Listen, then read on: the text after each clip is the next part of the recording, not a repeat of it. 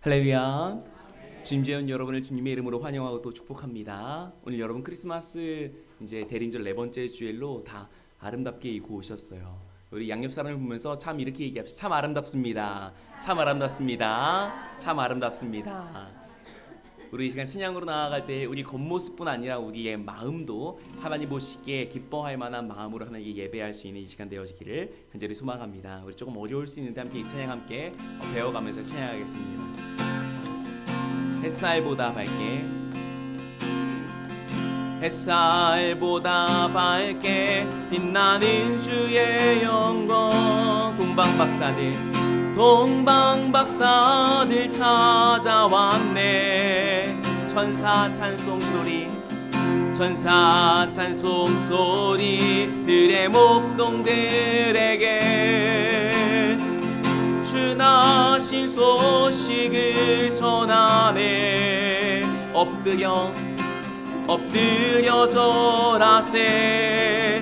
겸손하신 평화의 왕 예수께 왕 대신 주 앞에 나 경배합니다. 주님만 찬양받기 합당하시니 큰 존귀와 영광 홀로 받으소서. 주 앞에 나 나아갑니다. 우리 다시 한번 베들레헴 하늘 빛나는 별 보고 동방박사들 찾아왔네. 천사 찬송 소리 들의 목동들에게 주나신 소식을 전하네. 엎드려 절하세. 겸손하신 평화의 왕 예수께 왕 대신 주 앞에 나 경배합니다. 주님만 찬양받기 합당하시니 큰 존귀와 영광 홀로 받으소서. 주 앞에 나 나아갑니다. 왕 대신 주 앞에 나 경배합니다. 주님만 찬양받기 합당하시니 큰 존귀와 영광 홀로 받으소서. 주 앞에 나 나아갑니다. 왕 대신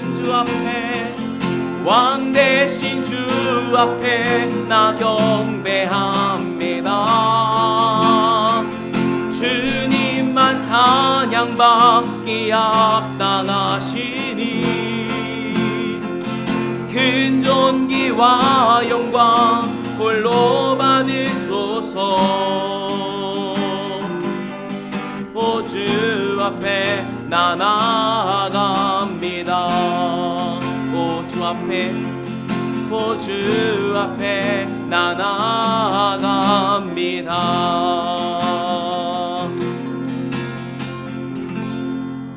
우리 이 시간 기쁨으로 찬양할 때에 우리 천사들의 소리가 우리 기쁨으로 박수치며 찬양하겠습니다.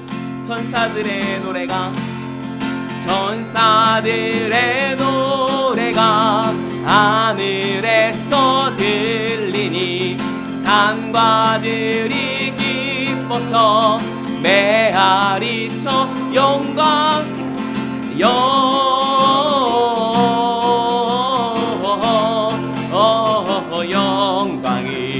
높이 계신 주께 영광을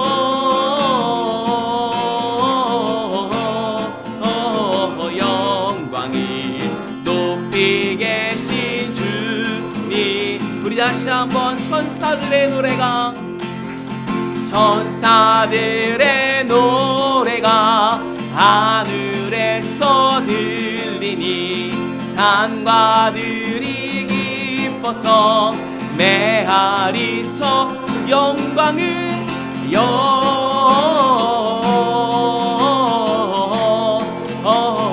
영광을 높이 계신 주께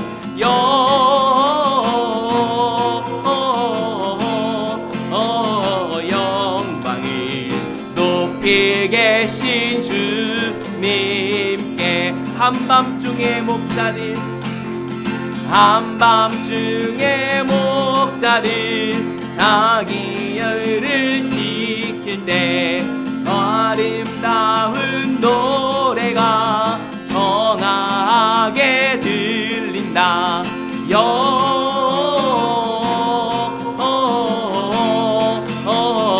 영광을 높이 계신 주께 영광을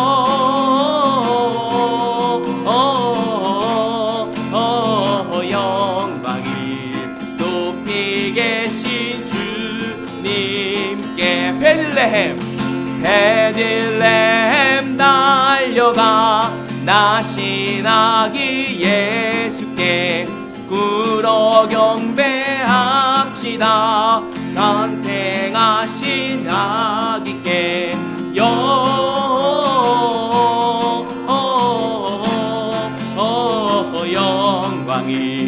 높이 계신 주께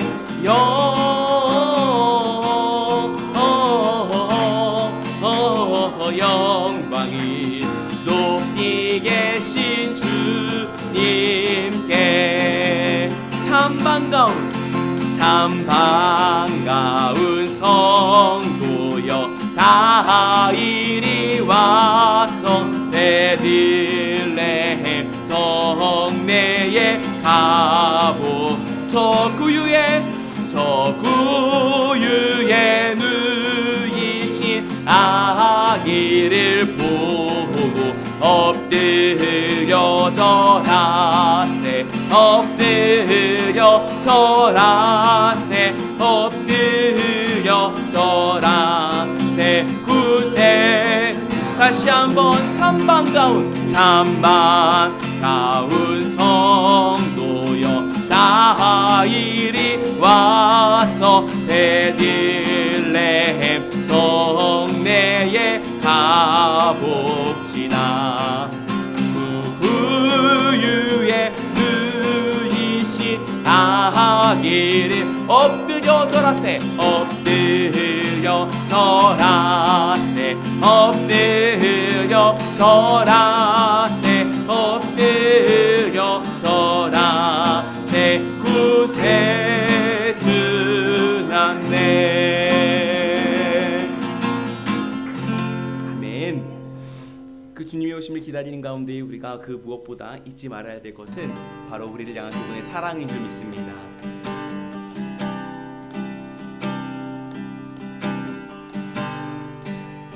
우리 고백하며 나아갑시다. 아버지 사랑 내가 노래해 아버지 사랑 내가 노래해 아버지 은혜 내가 노래해 그 사랑 변함없으신 거짓 없으신 성실하신 그 사랑 상한 갈 때 꺾지 않으시니 꺼져가는 등불 끄지 않는 그 사랑 변함없으신 거짓 없으신 성실하신 그 사랑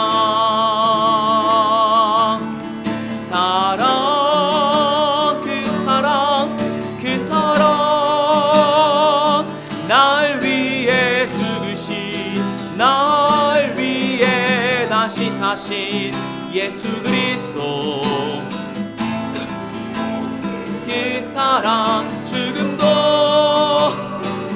생명도 천사도 하늘의 어떤 권세도 끊을 수 없는 영원한 그 사랑 예수.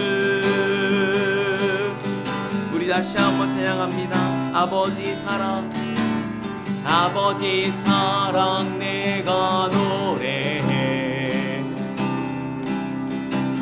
아버지 은혜 내가 노래해. 그 사랑, 그 사랑 변함없으신, 거짓 없으신 성실하신 그 사랑. 상한 갈 때 꺾지 않으시니, 꺼져가는 등불 끄지 않니. 그 사랑 변함없으신, 거짓 없으신 성실하신 그 사랑.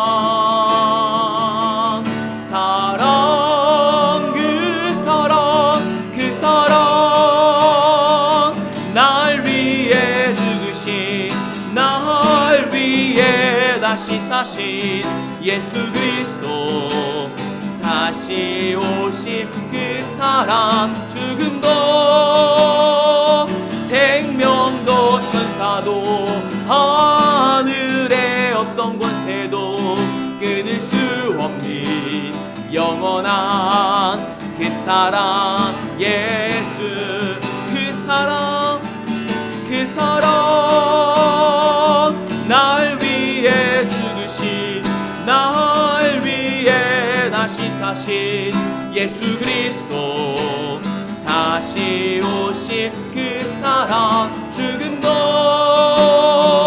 생명도 천사도 하늘의 어떤 권세도 끊을 수 없는 영원한 그 사랑 예수.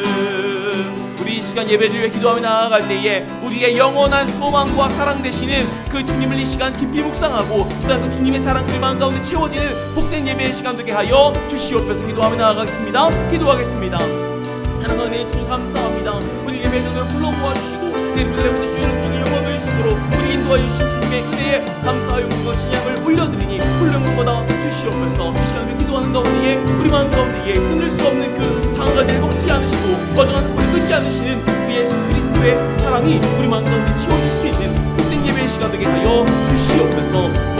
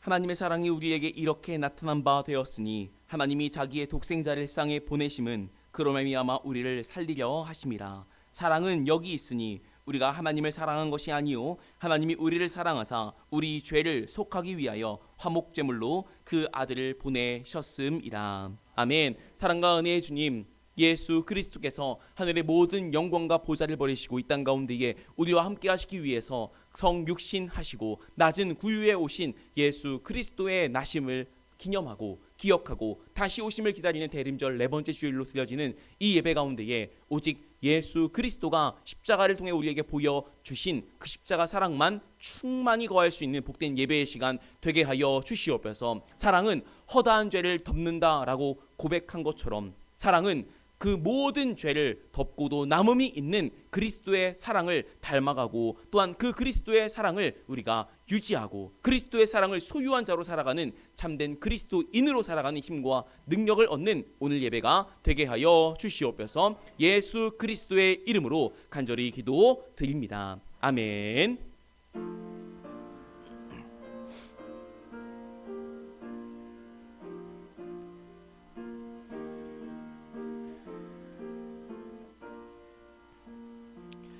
그 맑고 환한 밤중에 무천산의 여호와 그 손에 빛 받들고서 하기를 평강의 왕이 오시니 하여라. 그 소란하던 세상이 다 고요하도다. 무천사 날개 펴고서 이 땅에 내려와 그때에 부른 노래가 또다시 들리니 이 슬픔 많은 세상에 큰 위로 넘치고 온 세상 기뻐 뛰놀며 다 찬송하도다. 이 괴로움 많은 세상에 짐지고 가는 자 그 험산 줄령 넘느라 온 몸이 고난하 이 죄악 세상 살 동안 새 소망 가지고 저 천사 기쁜 찬송을 들으며 쉬어라. 예선지 예언 응하여 베들레헴 성에 주 예수 탄생하시니 온 세상 구주라. 저 천사 기쁜 노래를 또다시 부르니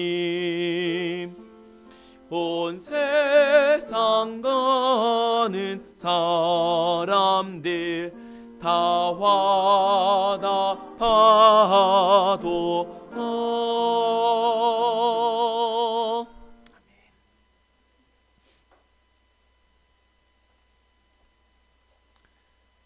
나는 시온의 의가 빛같이 예루살렘의 구원이 횃불같이 나타나도록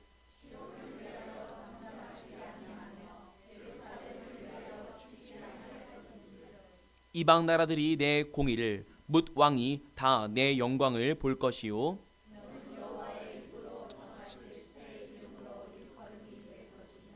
너는 또 여호와의 손에 아름다운 관 내 하나님의 손에 왕관이 될 것이라.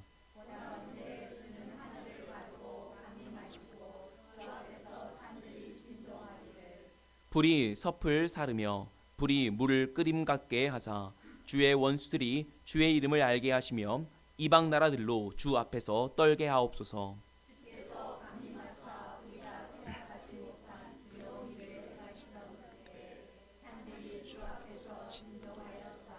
함께 읽겠습니다.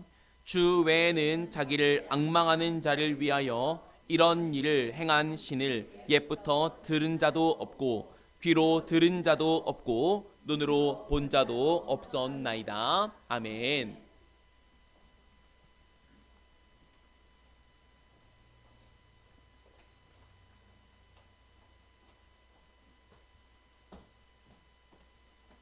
다 같이 기도하시겠습니다. 거룩하신 하나님 아버지, 구주 예수 그리스도의 탄생을 기뻐하며 찬양하는 아침, 저희들 예배의 자리로 부르신 은혜 감사와 찬송을 올려드리옵나이다. 지난 한 주도 저희의 삶을 걸음걸음마다 선하신 목자지신 주님께서 동행하여 주셨음을 고백합니다. 그러나 주님, 연약한 저희들은 세상의 가치와 물질에 마음을 뺏겼으며 마땅히 사랑해야 할 이웃을 외면하고 저희의 교만과 아집으로 주님의 거룩한 뜻을 거르시는 죄를 범했음을 고백합니다. 이 시간 진심으로 회개하오니 용서하여 주시옵소서. 어두운 가운데 참비로소 오신 예수 그리스도를 통해 죄와 사망의 권세에서 자유하게 하시고 평온의 영원한 소망을 열어주신 사랑에 기쁘 경배합니다. 겸손의 구주에 누우신 아기 예수를 바라보며 주님이 낮아지신가 순종의 길을 따르게 하시고 그 성품이 우리의 마음과 삶 속에서 온전히 사라지게 하옵소서. 주님, 이제 한 해도 다 지나가고 한 주가 남았습니다.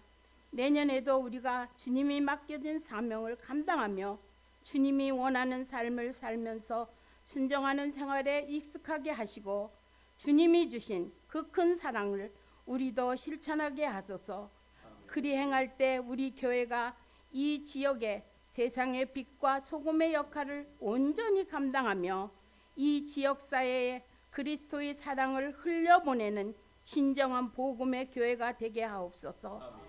말씀을 증거하시는 목사님 입술을 붙드셔서 오늘도 저희가 들어야 할 생명의 말씀을 능력 있게 선포하게 하시고 저희들의 심령이 옥토가 되며 말씀을 받고 백배의 결실을 맺게 하옵소서. 또 찬양대회 주님의 영광 돌리는 찬양대회를 주님 기억하시고 예배의 각 처소에서 묵묵히 봉사하는 손길들을 주님께서 축복하여 주시고 저희들 또한 삶을 통해 주님이 살아계심을 증거하는 마지막 한 해가 되게 하여 주시옵소서. 남은 한 해도 지혜를 주시어 저희들이 행했던 모든 일을 주님 앞에 정직하게 결산하고 부족했던 부분들을 인정하고 돌이키는 한 해가 되며 다가오는 한 해에는 오직 주님을 의지하며 주님 나라와 의를 위하여 맡은 바의 일을 충성할 수 있는 저희들이 될 수 있도록 주님 붙잡아 주시옵소서.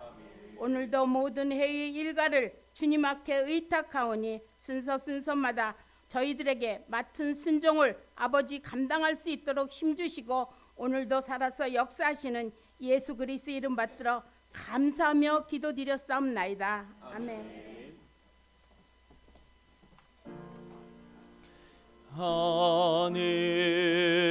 하늘에 계신 아버지 이름 거룩하사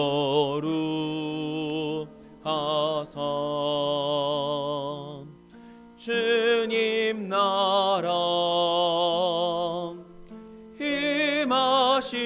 임하시고 뜻이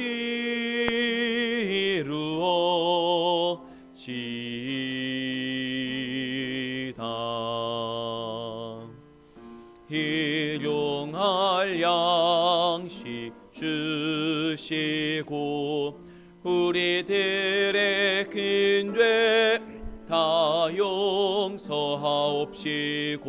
또 시험에 들게 마시고 악에서 구원하소서. 대개 주의 나라 주의 권세 주의 영광 영원히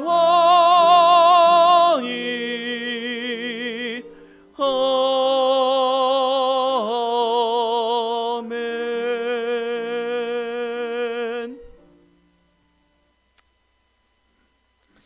말씀 보겠습니다. 하나님께서 오늘 우리에게 주신 말씀은 미가서 5장 2절에서 6절까지 말씀입니다.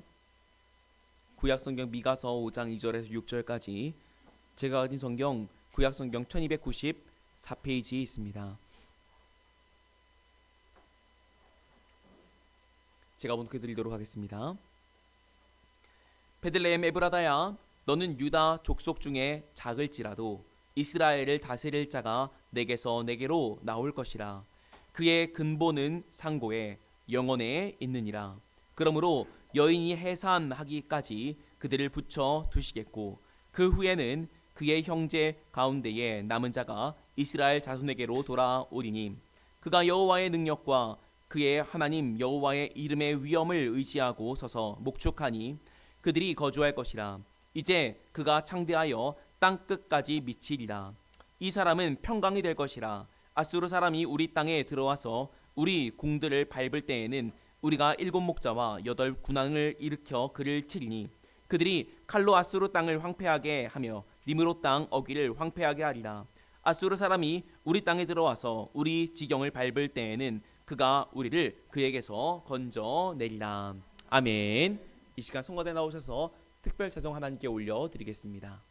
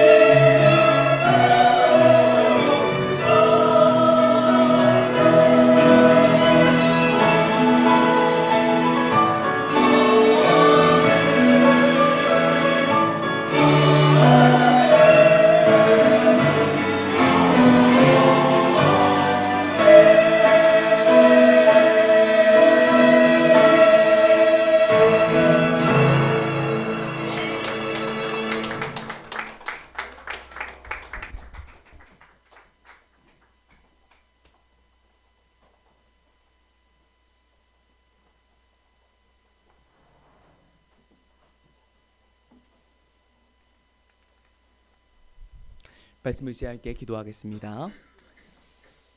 베들레헴 에브라다, 참 작은 고을에서 우리를 위하여 이 땅 가운데에 아기 예수의 모습으로 또한 말구 위에 오신 예수 그리스도를 기억합니다. 그 예수님의 낮아지심과 그 섬김과 희생과 사랑의 길이 오늘 우리의 길과 걸음이 되게 하여 주시옵소서. 그곳에 예수의 마음과 예수의 손과 예수의 발이 있으니 우리의 손과 우리의 발과 우리의 마음이 그 주님의 낮은 곳으로 흐르게 하여 주시어서 주님과 진정한 동행을 이루는 우리가 되게 하여 주시고, 오늘 그 힘과 능력과 결단을 말씀을 통해 깨닫고 새기는 복된 시간 되게 하여 주옵소서. 예수님의 이름으로 간절히 기도드립니다. 아멘. 오늘은 대림절 네 번째 주일입니다. 소망의 초, 평화의 초, 기쁨의 초를 지나 오늘은 사랑의 초를 밝히며 하나님께 영광 돌리고 있습니다. 오늘 말씀 가운데에 저와 여러분 마음 가운데 예수 그리스도의 사랑의 초가 밝혀질 수 있는 이 시간 되어지기를 주님의 이름으로 간절히 축복합니다. 오늘 말씀은 미가 선지서 중에서도 가장 유명한 말씀으로서 하나님이 미가 선지자를 통하여 이 땅에 장차 오실 메시아 예수 그리스도에 관한 예언의 말씀으로 가장 유명한 말씀입니다. 오늘 주님께서 그 예수 그리스도의 탄생에 대해서 2절에 이렇게 얘기합니다. 베들레헴 에브라다야, 너는 유다 족속 중에 작을지라도 이스라엘을 다스릴 자가 내게로 나올 것이라. 여러분, 베들레헴 에브라다, 이 두 개 다 같은 지역을 뜻하는 건데, 베들레헴 에브라다는 예루살렘 남서쪽에 있는 8km쯤 떨어진 작은 유대의 산지 마을이었습니다. 그래서 이스라엘 백성은 1년에 3번 이제 유월절, 그리고 오순절 혹은 맥추절, 그리고 장막절, 초막절, 이때에 항상 남자들은 예루살렘으로 와서 절기를 지켜야 되지 않습니까? 근데 그 예루살렘으로 이스라엘 백성이 다 모이다 보니까 거기에 여관방에 이제 있을 곳이 없었던 거죠. 그러다 보니까 사람들이 여행지를 우리 가다 보면 거기서 조금 떨어진 싼 숙소가 있지 않습니까? 베들레헴이 그런 곳이었어요. 그래서 이제 예수님이 탄생하던 그때에도 요셉과 마리아가 예루살렘으로 갔다가 거기에 빈방이 없다 보니까 베들레헴까지 내려왔는데 거기서도 빈방이 없었던 일을 우리가 기억하실 겁니다. 어쨌든 베들레헴이라고 하는 곳은, 그 베들레헴은 떡집 혹은 말씀의 집이라고 이렇게 불리는 의미이고요. 그곳은 토지가 비옥해서 열매가 많이 나는 곳이요, 또한 산간 지역이기 때문에 팔레스틴도 우리 여기 애리조나랑 비슷한 지역이어서 조금만 높은 곳에 있어야 조금 이제 풀이 자라고 또 그렇게 이슬이 맺혀서 그게 쉽게 마르지 않기 때문에 좀 산지 지형에 가야 양떼와 목축을 이렇게 할 수 있는 곳이 있거든요. 근데 베들레헴은 조금 높은 산간 지역이기 때문에 거기는 양치기가 딱 좋은 곳이 바로 베들레헴이었습니다. 그래서 비옥하여 열매도 많고 또 산간 지역이라 양떼와 여러 염소들을 그리고 소들을 키우기에 적합한 곳이었어요. 그러나 그곳은 메시아가 임할 곳으로는 한참 부족해 보이는 곳이 바로 베들레헴 에브라다 그 땅이었습니다. 말씀드렸듯이 베들레헴 에브라다는 어떤 성이 아니라 하나의 마을 정도밖에 안 되는 아주 작은 곳이었거든요. 그래서 유다의 기록에 따르면은 그 베들레헴은 군사가 주둔하지 않는 땅이었어요. 왜냐? 너무 작은 마을이기 때문에 거기에 군사를 파병해서 그 땅을 지킬 정도의 효율이 나오지 않았던 거죠. 예루살렘이라던가 헤브론이라던가 이런 큰 성읍이어야, 그리고 군사적으로 요충지쯤은 되어야 군사를 보내가지고 그 땅을 지킬 텐데, 베들레헴 에브라다는 너무 작은 산지여서 거기가 비옥한 땅이지만 군사를 보내서 그 땅을 차지할 그리고 지킬 정도의 큰 성읍은 아니었다라는 거죠. 그러니까 이 땅 가운데의 구원자이고 메시아가 오실 곳으로는 헤브론 혹은 예루살렘, 아니면은 아주 의미가 있는 시온산이라던가 이런 그 의미가 있는 곳에 하나님께서 임재하시면 좋을 텐데, 베들레헴 에브라다는 메시아가 탄생하기에는 왜 굳이 거기서, 이런 생각이 드는 곳이 바로 베들레헴 에브라다였다라는 겁니다. 그리고 또한 메시아가 나기에 그 땅은 이스라엘 백성들에게 슬픔의 땅이라고 불리기도 했어요. 왜냐? 그 옛날 야곱의 아내 중에 야곱이 사랑한 라헬이라고 하는 아내가 있는데, 그 라헬이 요셉을 낳았고 그 동생이 누굽니까? 베냐민인데 그 베냐민이 슬픔이라는 애곡이라는 뜻이기도 했거든요. 왜냐? 그 어머니 라헬이 그 베들레헴 에브라다에서 그 베냐민을 낳다가 거기서 죽고 거기에 이제 야곱이 자기의 라헬을 묻은 곳이 바로 베들레헴이었거든요. 그러니까 그곳은 슬픔의 도시로 또 알려지기도 했어요. 오시려면 영광스러운 곳 혹은 기쁨의 땅 아니면은 큰 성읍이 있는 곳에 오시면 마땅해 보이지만 메시아가 임하기에 베들레헴 에브라다는 작은 마을이고 슬픔의 마을이어서 메시아가 임하기에는 적합해 보이지 않았던 것이 사실이었어요. 그럼에도 불구하고 하나님께서 그의 아들 예수 그리스도를 베들레헴 작은 고을이었던 에브라다에 오게 하신 까닭은 바로 그것이 베레스 가문의 거처였고 바로 그것이 보아스의 거처였으며 보아스의 증손인 바로 그곳이 다윗이 탄생한 거처였기 때문에 그렇습니다. 하나님께서 베들레헴 에브라다 그 작은 고을에 예수님을 보내신 까닭은 하나님께서 그 옛날 다윗에게 너의 후손으로 말미암아 이 나라가 영원히 하나님 가운데에 온전히 서리라 라고 하는 그 약속의 말씀을 성취하기 위하여 다윗의 고향이었던 베들레헴 에브라다에 예수 그리스도를 보내신 것이죠. 정리하면 베들레헴 에브라다는 메시아가 탄생하기에는 적합해 보이지 않는 땅이지만 주님께서 굳이 그곳을 선택하여 그곳에 예수 그리스도를 나게 하신 것은 그가 말씀하신 대로 1.1획도 땅에 떨어지지 않고 성취하시는 하나님의 신실함을 볼 수 있는 말씀과 하나님의 역사였음을 저와 여러분이 꼭 기억하시기를 바랍니다. 그거 하나만 기억하면 오늘 말씀은 전부예요. 주님께서는 그가 말씀하신 것과 그가 약속하신 것을 1.1획도 땅에 떨어지지 아니하고 하나님의 때에 하나님의 방법으로 성취하신다. 이어 주님께서는 이렇게 메시아에 대한 이야기를 이렇게 얘기하는데 베들레헴 에브라다야 너는 유다 족속 중에 작을지라고 되어 있는데 이 작다라고 하는 히브리어 차이르는요 보잘것없다, 형편없다라는 뜻이에요. 그러니까 베들레헴은 이제 그들도 이야기하기를 좋은 땅인 거는 좋으나 좋은 땅인 거는 내가 인정하나 메시아가 그 땅에 오시기에는 너무나 부적합해 보이는 땅이라는 거죠.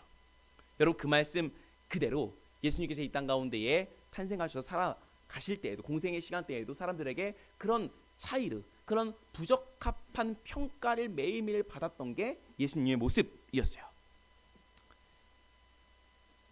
이사야의 예언 가운데에 이제 너희에게 메시아가 임할 것인데 그가 어떤 모습이라고 묘사하느냐 이사야 말씀에 그는 연한 순 같고 연한 순이 뭐예요?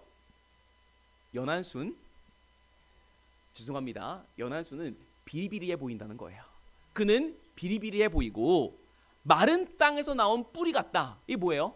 여러분 마른 땅에서 뿌리 나는 거 이렇게 보이셨습니까? 아름답게 나지 않아요. 마른 땅은 깎여진 땅이어서 나무를 깎거나 그리고 이 전지를 하다 보면은 살아나려고 이렇게 나오는 게 있거든요. 밉게 나오는 게 있어요. 그러니까 비리비리하고 미워 보였다라는 거예요. 그리고 고운 모양도 없고 풍채도 없은즉 우리가 볼 때 흠모할 만한 것이 1도 없었다라고 하는 게 예수님에 대한 모습이었어요. 이제 여러분의 집에 이제 많은 신앙인들이 이제 성화를 이제 어쨌습니까? 그러면 이제 예수님의 모습 양을 이렇게 걸치고 있는 모습도 있고 아니면은 겟세마네 동산에서 기도하는 모습도 있는데 예수님의 모습이요 다 한결같이 너무 핸섬해요. 실제 예수님의 모습을 보면은 마른 연한 순 같고 마른 가지 같고 아름다운 것이 아무것도 없어서 사람들 보기에 흠모할 만한 것이 아무것도 없다라고 해서 이 사람이 메시아라고 느껴질 만한 모습이었다라는 거예요. 메시아가 베들레헴 에브라다에 난다고 야 그 조그만한 땅에서 그 메시아가 난다고 한 것처럼 메시아가 나셨다. 다윗 자손 메시아가 오신다. 예수 그리스도가 오신다라고 해서 사람들이 막 몰려들지 않았겠어요? 근데 예수님에 대한 첫인상은 에? 진짜야? 이게 예수님에 대한 첫인상이었다라는 거죠.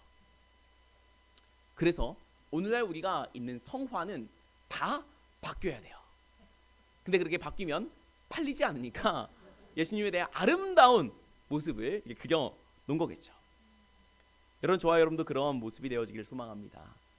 우리가 눈에 의지한 판단이 80% 이상이라고 하는데, 우리가 언뜻 볼 때에는 야, 저 사람 참 어떻게 저렇게 생겼냐 라고 할지 모르지만, 우리는 예수님께서 처음 오셨을 때의 사람들도 그래서 예수님을 보고 뭐라고 얘기한 거예요? 야, 나사렛에서 선한 게 나올 수 있겠냐. 이게 언뜻 보면은 나사렛에서 선한 것이 나올 수 없다라고 하는 말씀을 기억한 것처럼 보이지만, 예수님을 직접 보니까 역시 나사렛 출신은 어쩔 수 없지 뭐, 이런 판단을 예수님의 외모를 보고 판단했다라는 거예요. 사랑하는 성도 여러분, 저와 여러분은 우리의 눈으로 판단하는 것이 아니라 주님이 보시는 눈으로, 주님이 보시는 마음으로 판단할 수 있는 우리의 마음과 우리의 눈, 복된 눈이 되어지기를 간절히 소망합니다. 그래서 사람들이 보기에는 흠모할 만한 것도 없고 비리비리하고 연약해 보이는 그 예수님의 고운 모양도 없고 풍채도 없는 그 모습이지만, 이렇게 얘기합니다. 그가 내게서 내게로 나올 것이라. 2절 중반절에 이스라엘을 다스릴 자가 내게서 내게로 나올 것이라. 여기서 내는 유고, 내는 미저, 너에게서 나에게로 나올 것이라. 이게 어떤 뜻이냐면은, 이 땅 가운데 모든 아담의 후손들은 내게서 나와 내게로 가지만, 쉽게 해서 유에서 나와 유로 가지만, 이게 어떤 뜻이냐? 너의 후손은 다 너를 위해 살아가고 너 자신을 위해 살아가지만, 너 가운데에 베들레헴 작은 에브라임에서 난 그 예수 그리스도는 누구에게로 온다? 나에게로 온다는 거예요. 유일한 참된 인간, 두 번째 아담, 나에게로 오는 유일한 그 분이 바로 그 예수 그리스도라는 거예요. 오늘 예수 그리스도의 인생과 같이 우리가 우리에게서 나서 하나님께로 가는 인생의 여정의 방향성을 잃지 않고 살아갈 수 있는 우리가 되어지기를 간절히 소망합니다. 그래서 우리 감리교회 창시자 존 웨슬리 목사님은 우리 인간의 일생을 어떻게 설명하는가? 천국 가는 길이라고 설명해요. 저 여러분은 지금 어떤 길을 걸어가고 있습니까? 늙어가고 있습니까? 천국으로 가까워지는 삶을 살고 있습니까? 늙어가는 길은 얼마나 우울해요. 제가 운동을 좋아하거든요. 그리고 저는 곧 자란다고 생각하는데, 이제 그 친구들하고 한번 모여가지고, 잘 기억 안 나요. 20대 후반쯤에 한번 축구를 했어요. 와, 그런데 제 마음이 저기가 있는데 내 몸이 여기 있는 거를 제가 그때 처음 느꼈어요.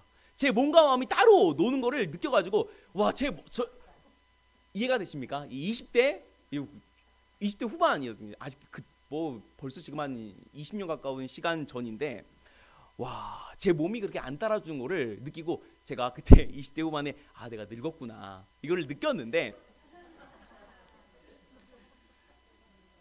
그러고 나서 이렇게 공을 보고 이렇게 이제 걷어내려고 이렇게 빵 찼는데, 그 순간 여기 이렇게 사타구니 안쪽이 찍 찢어지는 소리가 들렸어요.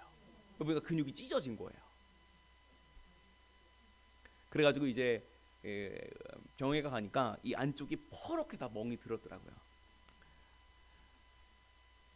갑자기 왜 그래간지 모르겠는데 여러분, 우리는 때로는요, 이 나이가 들어간다라고 하는 거를 계단식으로 이렇게 생각하거든요.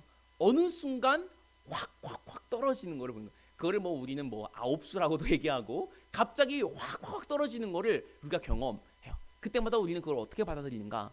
야, 내가 늙었다. 이제 내가 이렇게 죽을 때가 됐구나. 이러면 우울할 수밖에 없지만, 웨슬리의 고백처럼 우리가 천국 가는 길이라는 생각을 가지고 살아간다면, 우리의 늙어감도 우리에게는 복되고 기쁘게 고백할 수 있다는 거죠. 그걸 보면서 세상 사람들은 내가 이렇게 나이가 들어가면서 몸이 연약해지고 마음이 연약해져서 우울한 가운데에 계속해서 그렇게 디프레스 되지만, 그런데 키에르케고르가 사람이 죽는 병을 뭐라고 하는가? 절망의 우울함, 절망이 사람을 죽게 하는 거다. 심장이 멈추거나 뇌사가 우리를 죽게 하는 것이 아니라 우리 가운데에 있는 절망이, 우리 가운데 있는 낙담이 우리를 죽게 하는 거다라고 얘기해요. 그럼 반대로 우리를 살게 하는 건 무엇입니까? 심장이 영원히 뛰는 것이 아니라 주님 안에서 소망과 기쁨이 있으면 우리는 영원히 사는 겁니다. 우리가 천국 가는 길이라고 하는 그 생각을 가지고 오늘을 살아간다면 우리의 육신의 연약함일지라도 우리의 마음이 날로 새로워질 수 있는 우리가 되어지기를 간절히 소망하는 우리가 되어지기를 간절히 소망합니다. 그래서 예수님께서, 하나님께서 예수 그리스도만이 너에게서 나와 나에게로 온다라고 했던 것처럼 주님께서 여러분을 보실 때에 너에게서 나와 나에게로 예수님의 길과 같이 나에게로 오는 사람들이다라고 칭찬받고 인정받는 우리가 되어지기를 간절히 소망합니다. 이렇게 얘기합니다. 그 뒤에 그의 근본은 상고에 영원에 있느니라. 원래 히브리어 원문에는 그냥 영원만 나오는데 한글에는 이거를 조금 더 번역해서 그 상고와 영원을 이야기하는데 여기서 말하는 근본은 족보입니다. 그의 족보는 어디에 있는가? 상고, 옛상, 높을고. 그래서 예전부터 높은 곳에서부터 시작된다라고 해서 어떤 거냐면은 이게 한글로 따지면은 태초부터 영원까지가 그의 족보다라고 얘기하는 거예요. 쉽게 얘기하면은 옛상 그리고 옛고자를 써서 오래오래 전부터 계신 분으로서 성경적 용어로 태초란 뜻이고 이 땅 가운데 오실 메시아는 태초부터 영원까지 계신 분이라고 의미를 번역한 거죠.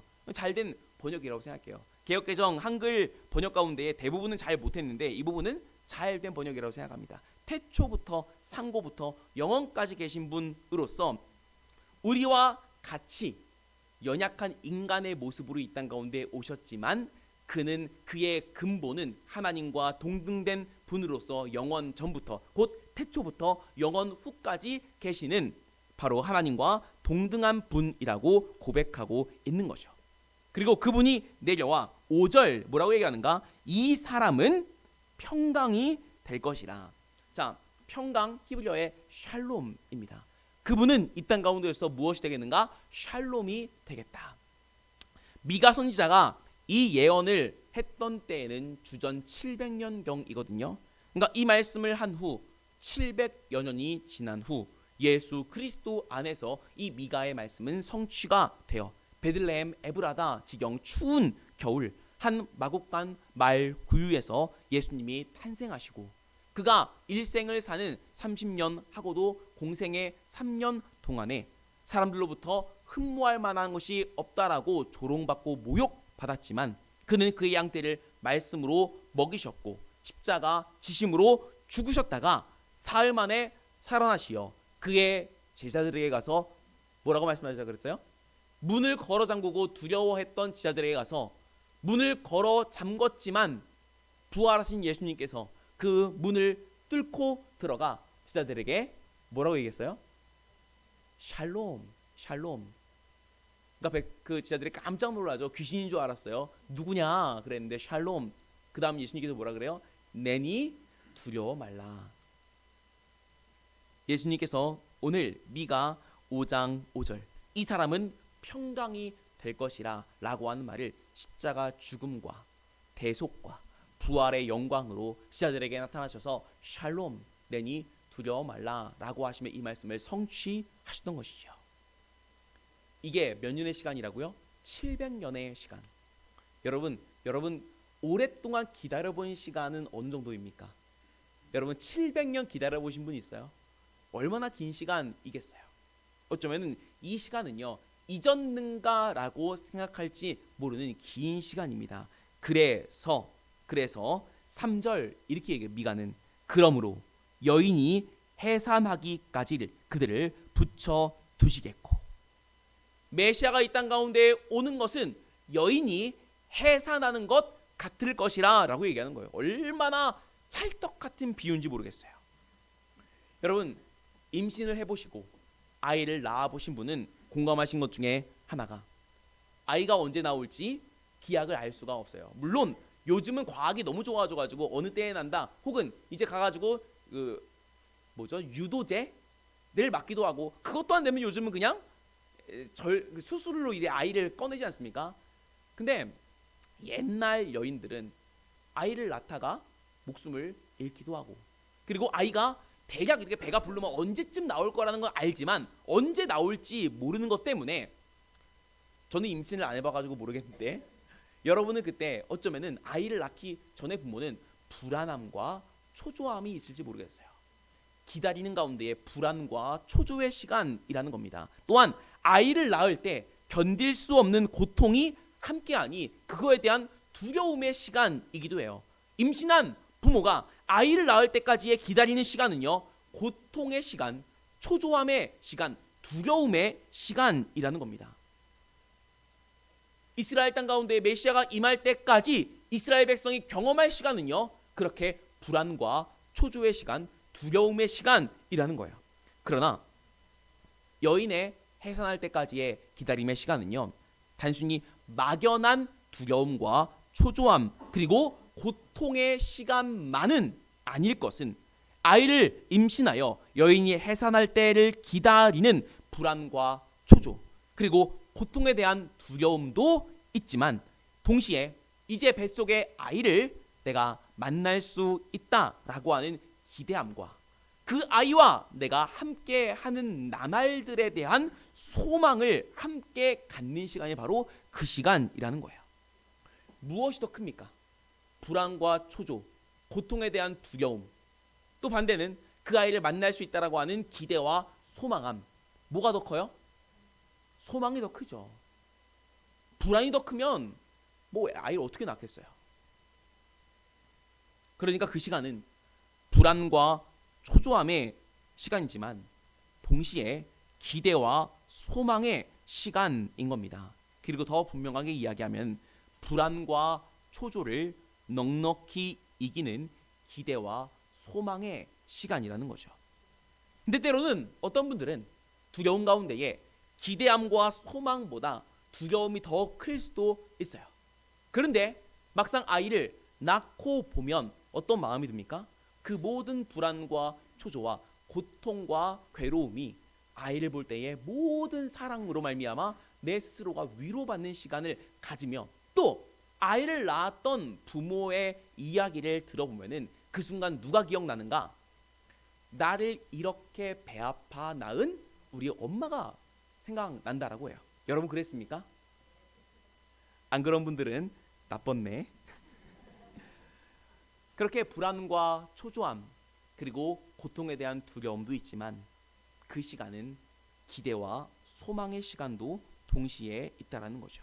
그리고 실로 아이를 맞이할 때 아이와 함께 할 때 그동안의 모든 고통은 기쁨으로 바뀌고 또한 그 아픔과 불안함은 내 마음 가운데에 소망으로 바뀌는 그 경험들을 할 수 있다라는 거죠.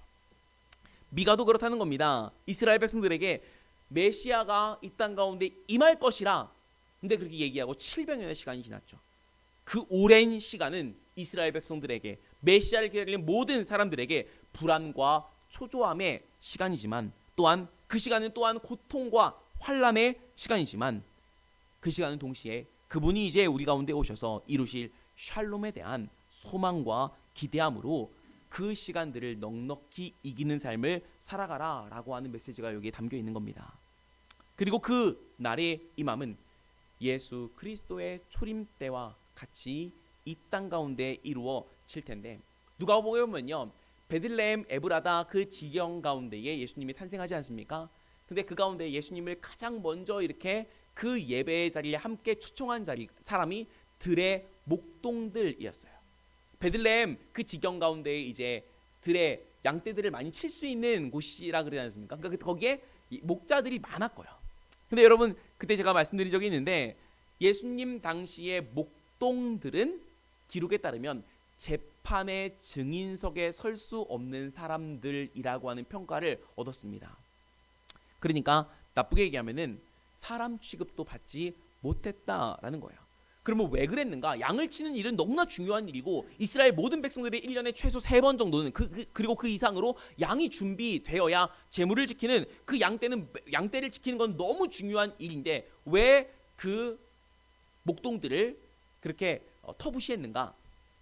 여러분 양을 치기 위해서는 먼 곳까지 다녀야 되거든요. 그러다 보니까 안식일을 지킬 수 있습니까? 없습니까? 안식일을 지킬 수가 없어요. 그것 때문이었어요. 이스라엘 백성들은 너가 안식일을 지킬 수 없으니 너만 치 더러운 사람들이 어디 있느냐라고 하는 생각 가운데에 그들을 그렇게 폄하했다라는 거죠. 사람 취급받지 못하고 안식일을 지키지 못하여 더러운 자들로 취급받았던 그 목동들에게 가장 위로가 필요하고 가장 친구가 필요한 자들에게 예수님께서는 천사를 통하여 가장 먼저 예수님의 나신 소식을 그들에게 전해주므로 하나님께서 임하시는 샬롬은 가장 낮은 곳에 가장 소외된 자들에게 그들을 향한 주님의 위로와 사랑으로 전해졌던 것을 우리가 기억할 수 있어야 된다는 거죠. 사랑하는 성도 여러분, 오늘 저희도 이스라엘 백성이 예수님의 초림을 기다렸던 것처럼 우리는 예수 그리스도의 재림을 기다리는 시간을 살아가고 있습니다. 다시 오실 주님이 언제 오실지 우리는 알 수가 없어요. 그렇기에 때로는 불안해지기도 합니다. 때로는 그 시간은 우리에게 고통스럽게 느껴질 때도 있습니다. 그 가운데에 내 육신이 연약하여짐으로 인해 낙심되기도 하며 우리의 믿음이 심지어 흔들릴 때도 있어요. 그러나 그분이 이루실 소망의 말씀들을 우리가 기억하여 그 불안과 초조함을 넉넉히 이길 수 있는 기대와 소망을 붙잡고 살아갈 수 있는 저와 여러분 되어지기를 주님의 이름으로 간절히 축복합니다. 오늘 이 말씀을 읽어가면서 이 말씀들이 하나하나 1.1핵도 떨어지지 아니하고 700년 후에 그대로 성취하신 주님께서 다시 오실 때 우리에게 주신 이 성경의 말씀을 1.1핵도 땅에 떨어지지 않고 그대로 성취하실 줄 우리가 믿고 나아가니 저와 여러분의 삶 가운데에 힘써 여호와를 알고 소망함으로 그분의 다시 오심을 기다리며 그래서 담대함으로 오늘을 살아가며 승리할 수 있는 우리가 되어지기를 주님의 이름으로 간절히 축복합니다. 또한 하나님께서 그 예수 그리스도의 탄생하심을 천사를 통해 가장 소외된 이들이었던 목동들, 베들레헴의 들의 목동들에게 밤중에 찾아가 그 기쁜 소식을 전했던 것처럼 저와 여러분을 통하여 이 땅 가운데 가장 소외되고 외로워 친구가 필요한 그들에게 주님의 사랑으로 말미암아 그들을 위로하고 품어줄 수 있는 소망의 사람, 사랑의 사람이 저와 여러분 되어지기를 주님의 이름으로 간절히 축복합니다. 기도하겠습니다. 사랑과 은혜의 주님, 오늘 미가 선지자를 통하여 이 땅 가운데 임할 예수 그리스도의 나심에 대한 예언의 말씀들을 하나하나 살펴보면서 과연 그 말씀이 700년 후에 1.1핵도 땅에 떨어지지 아니하고 성취된 말씀들을 보며 하나님께서 우리에게 주신 약속들은 하나도 잊지 않고 주님의 때에 주님의 방법으로 하나하나 이루어 가실 것이라고 하는 그 믿음을 가지고 그 말씀에 대한 믿음을 가지고 오늘을 살아가게 하여 주시어서 다시 오실 예수 그리스도의 때와 시기는 알 수 없지만 말씀하신 대로 약속하신 대로 분명히 오실 것을 기대하고 소망함으로 오늘의 불안과 초조와 나의 마음 가운데 육신의 연약함과 완악함들을 넉넉히 이겨나갈 수 있는 우리가 되게 하여 주시옵소서. 그 소망과 그 담대함을 가지고 예수님 당시 들의 목동들과 같이 외로워하고 친구가 필요하고 소외된 이들에게 그 복음을 가지고 그들을 넉넉히 안아줄 수 있는 우리 교회가 또한 되게 하여 주시옵소서. 예수 그리스도의 이름으로 간절히 축복하며 기도하옵나이다. 아멘.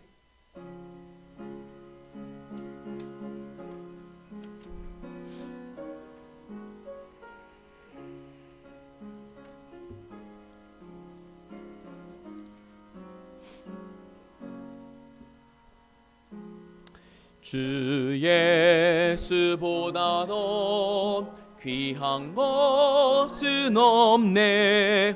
이 세상 부귀와 수 없네. 영주를 내 대신 돌아가신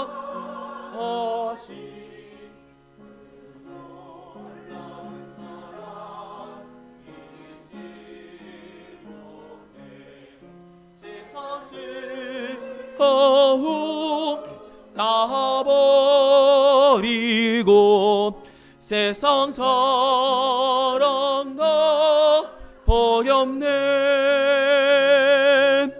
주 예수보다도 귀한 것은 없네. 예수밖에는 없네. 주 예수보다 더 귀한 것은 없네. 이 세상 명예와 바꿀 수 없네. 이전에 즐기던 세상 일도 주 사랑하는 마 내지 못해.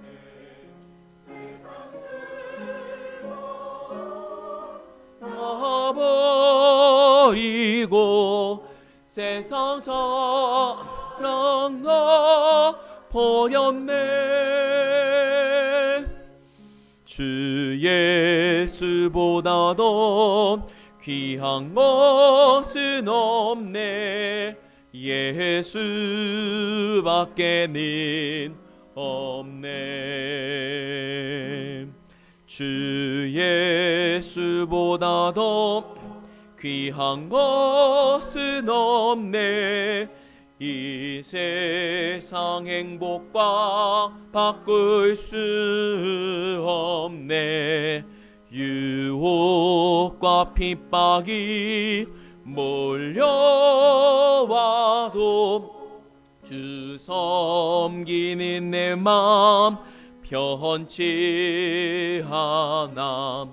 세상 즐거움 다 버리고 세상 저런 거 버렸네. 주 예수보다도 귀한 것은 없네. 예수밖에는 없네.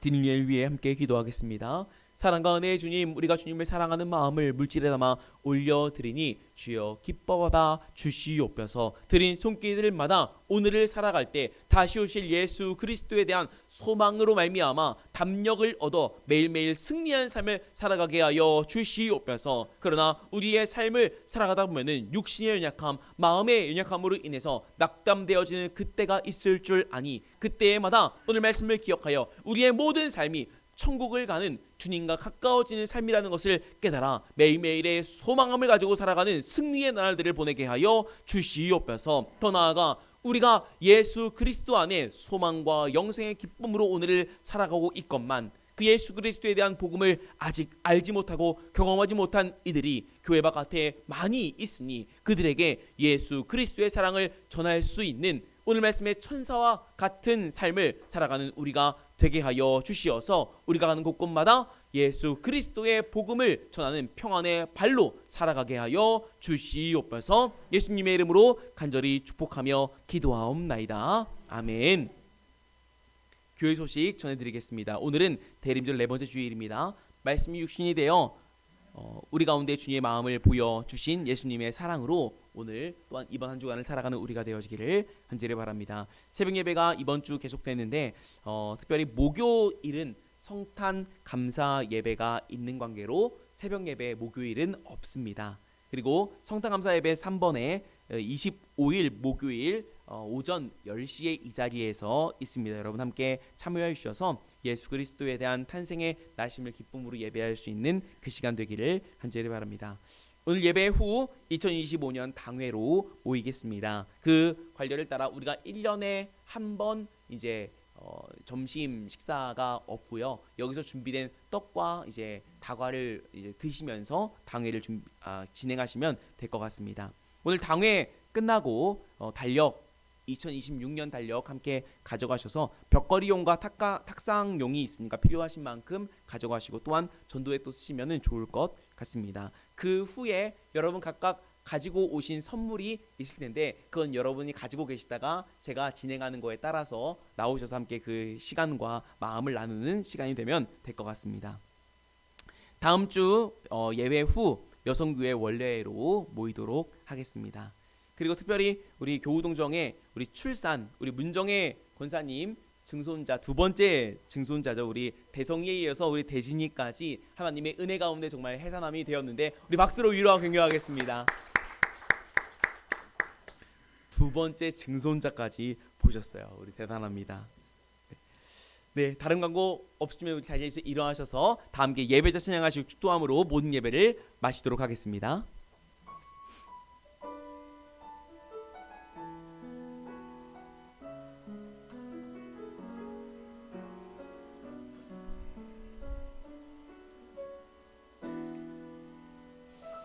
아무도 예배하지 않는 그곳에서 주를 예배하리라. 아무도 찬양하지 않는 그곳에서 나 주를 찬양하리라. 누구도 헌신하지 않는 그곳에서 주께 헌신하리라. 누구도 증거하지 않는 그곳에서 나 주를 증거하리라. 내가 밟는 모든 땅 주를 예배하게 하소서. 주의 보혈로 덮어지게 하소서. 내가 선 이곳 주의 거룩한 곳 되게 하소서. 주의 향기로 물들이소서. 내가 밟는 모든 땅 내가 밟는 모든 땅 주를 예배하게 하소서. 주의 보혈로 덮어지게 하소서. 내가 선 이곳 주의 거룩한 곳 되게 하소서. 주의 향기로 물들이소서.